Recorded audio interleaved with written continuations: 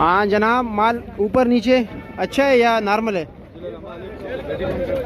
ये वाला माल है। ओ हो, माशाल्लाह माशाल्लाह माशाल्लाह, ज़बरदस्त यार। इसका रेट क्या है? 1300 रुपया। कोई बन पेटी खोल सकते हो ताकि हमारे दोस्त देख ले यार कि जैसा खुला माल है वैसे बन भी होगा। हाँ, वो आपका दोस्त हंस रहा है, कोई गड़बड़ तो नहीं है? हाँ, आपका तो माल वैसे भी छोटा है। ये इसका है? अच्छा जी, इसका रेट क्या है? इसका रेट क्या है? ये 1000 रुपये का। अच्छा जी, चलो हाँ खोल दीजिए, बिस्मिल्लाह करें जी। आप खोलोगे हम क्या कहेंगे, नहीं खोलना। माशाल्लाह माशाल्लाह भाई माशाल्लाह। ये माल है ज़बरदस्त यार। इसका रेट क्या बताया? 1300 रुपया। वज़न 9 किलो ना? हाँ, आज तरबूज नहीं लाए हो? क्या लाए हो? खत्म हो गया, मेरे पास सिंदड़ी है। सिंदड़ी है, आ रहा हूँ आपके पास भी आ रहा हूँ। ये लो जी, मैं इसके पास ज़रा जाता हूँ कि आपका सिंदड़ी अच्छा है या इसका सिंदड़ी।